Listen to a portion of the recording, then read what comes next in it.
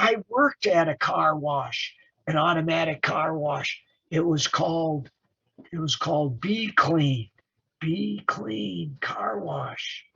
And the owners were the Weiss guys. The Weiss guys are nice guys. That was a catchphrase they used. Uh-huh. Yes.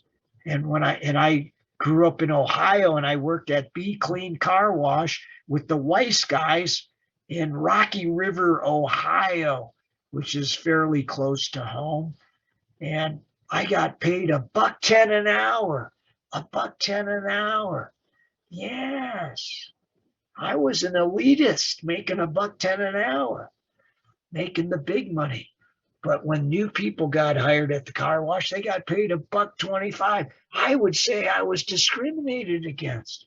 Oh, because I was underage. I was under 16 years old when I went to work. Was I breaking the law? Well, I think the employer was breaking the law, hiring somebody under age 16 at the time.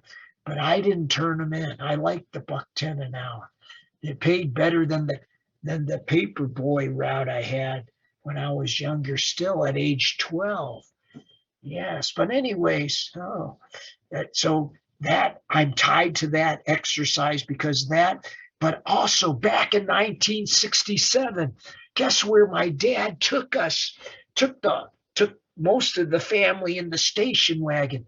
Remember, I grew up with 10 kids. So dad didn't take everybody because mom stayed home with usually the two youngest. Usually there was a baby around in 1967. Yes, there was a baby around. And then the other one that was 3 years old, she stayed home as well. Why do I say she? Because my dad and mom had a boy, a girl, and then three boys. At one time, it was four boys to one girl, but then my mom ripped off six girls in a row. So I have six sisters. So, yes, I had to deal with women my whole life. And I have much respect for them, especially my mother. She was the toughest woman I knew. She would climb rocks without ropes. She would, oh man, she was tough. All right, let's get back to the other link. Oh, yes, Montreal. That was 1967. I don't know if any of you students were born yet. 1967. Wow, that's a long time ago. But in 1967, I was 14 years old. Oh, wow. We got to go to Montreal Express, that expo. It was called the expo. It was kind of like a World's Fair in Montreal. We lived near Cleveland, and the drive from Cleveland to Montreal wasn't that far. And that was the one time instead of using the 10-man tent that we borrowed from the Quins who lived right behind us, and they had 8 kids. We rented a little Scotty. Well, not everybody could sleep in the Scotty, so we also had to pitch the tent as well. But anyways, that was kind of a fun trip. But on the way home, my dad's Falcon, it was a 1964 Ford Falcon station wagon. He burned up the clutch. So then all of a sudden we're stranded between Buffalo, New York and Cleveland, Ohio. But luckily, believe this or not, a neighbor was driving by and spotted us. Of course, if you knew us, you would know the car and all the kids. Well, that neighbor took home half the kids in the vehicle, and my dad, the older kids stayed behind, like my older sister, my older brother, myself, and my younger brother stayed behind. But anyways, it was a great trip, one I'll always remember. Okay, so in this example, they tell us the cleaning supplies cost per car wash is 80 cents. So that's a variable cost. The electricity is mixed, 1,200 per month plus 15 cents per car wash. Maintenance, 20 cents per car wash. or yeah, per car wash. And then wages and salaries, 5,000, and then 30 cents per car wash. Oh, we used to work 9.5 hour days at the car wash. In the winter time, those were the toughest times because it was cold back in Ohio. One time, my younger brother, was spraying the mats, and that sprayer had a leak on it. And at the end of the day, my brother had icicles hanging down from his jacket because the sprayer sprayed onto his jacket, and the weather was so cold it froze those droplets into ice cubes. That was unique. Anyways, they have depreciation and rent. Those are fixed. Administrative expenses and mixed costs. So that we can go ahead and plan the planning budget based on those costs. We have revenue, we're earning $4.90 per car wash. Cleaning supplies, variable costs at 80 cents. Electricity, mixed costs. Maintenance, variable. Wages and salary, mixed costs. Depreciation and rent, fixed costs. Administrative expenses, those are mixed, has a fixed portion of 4,000, 10 cents per car washed. So we developed the planning budget, also known as a static budget. All right, that was easy. Now we're moving on to exercise 9-11. Now we have to develop a flexible budget for the exact same problem.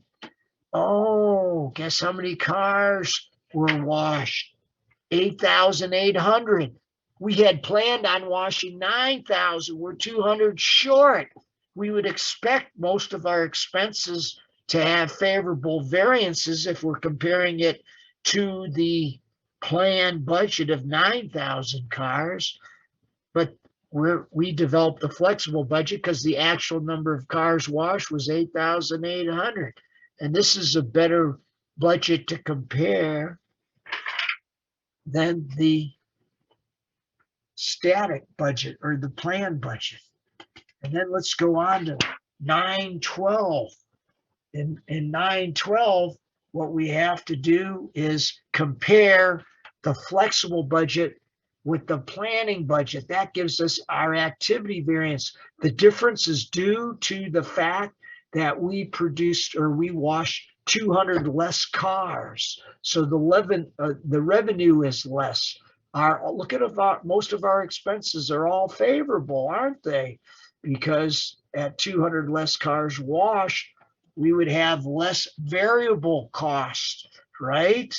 Cleaning supplies is all variable. Electricity, it's mixed, so it has a portion that's variable. So that's why most of them are favorable. And then exercise 13, we're going to compare the actual results with the flexible budget. This gives us spending and variance and revenue variance. Again, activity variance is the difference between the flexible budget and the planning budget. The revenue and spending variance is the difference between the flexible budget and actual results. So this is where we're comparing this same number of car washes, 8,800. We just fell a little bit shy in our revenue, $400 unfavorable. All of our expenses are unfavorable. And our net operating income is unfavorable. Now, the last problem, exercise 9-14, combines all three budgets.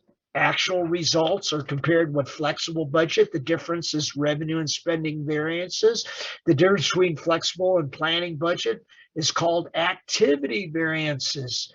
So you have 1, 2, 3, the actual results compared to the flexible budget, and the flexible budget's based on the actual number of cars washed. We had planned 9,000, but actual was 8,800. So we have to develop the flexible budget at 8,800. That gives us our revenue and spending variances. And the difference between flexible budget and the planning budget is called activity variance. So by doing every single one of those exercises, this is what we come to. And this is what you're going to have to do Oh, there could be a multiple choice problem asking for your activity variance and asking for your revenue spending variance. But boom, our homework, we're going to have to develop this schedule. All right. And that's all there is. That's all there is to this chapter in my mind. That's 90% of what the book says. Some of the other things, you can read and figure it out. Okay, any questions now that we've gone over it? Seems pretty easy. Let's see if you get the 100% on the homework. I'm hoping because guess what? If you get 100%, it's easier for me to grade it. I don't have to spend it unless you turn it in sideways like this and I can't read it, or upside down. Yes, Vincent, you're thinking about doing it just to be funny. Well, you want to be funny, it's going to cost you some points. All right. Okay. If anybody needs to talk to me, I'll stick around a few minutes. But See you, Ed. all right. Have a good one, Ed. We'll see you next time. I will. I had a good one in class, so I hope you did too. Hey, I always do. Good. Thank you. All right, Vanessa. Bye. Bye, Sherry. Have a good day. All right, Justin. Fly safe in that saucer of yours. I will. All right. Ann, was that the okay sign? Okay. Yeah. Bye, Ed. All right. Have a good day. Thank you. All right. Thank you, Sherry.